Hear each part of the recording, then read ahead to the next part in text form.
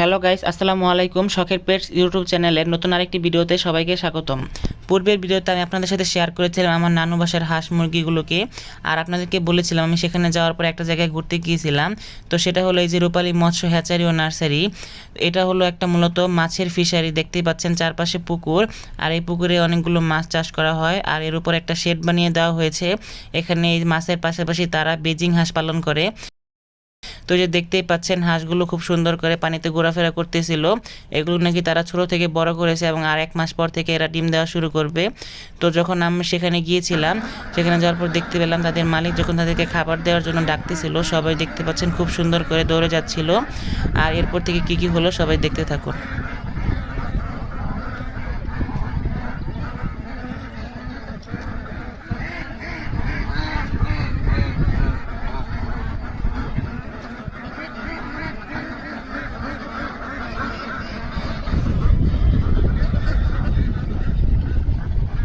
তো এই যে দেখতেই পাচ্ছেন তাদের মালিক তাদের সবাইকে খাবার দিয়ে দিল, আর এরা সবাই খাবারের উপর একদম হুমড়ে পড়েছিল।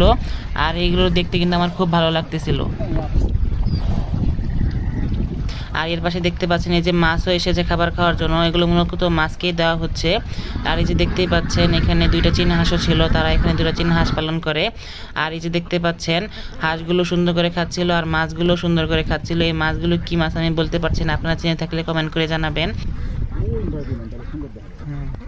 তো এই যে মাছগুলো আর হাঁসগুলোকে খাবার দেওয়ার পর আঙ্কেল চলে গিয়েছিল। এই যে এখানে কতগুলো ভেড়াও পালন করে এগুলোকে খাবার দেওয়ার জন্য।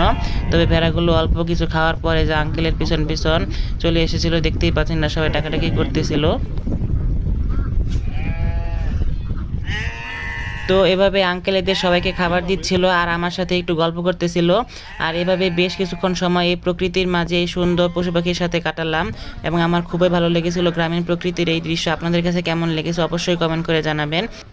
আর আপনারা কে কে গ্রামে বাস করেন এবং এই সুন্দর প্রকৃতি প্রতিনিয়তই দেখেন তারাও কমেন্ট করে জানাবেন। তো আমার আজকের এই ভিডিওটি এই পর্যন্তই ছিল। পরবর্তী ভিডিওতে আবার আমার বাসার মুরগিগুলোকে এবং কবুতর কোয়েল পাখিগুলোকে শেয়ার করার চেষ্টা করব।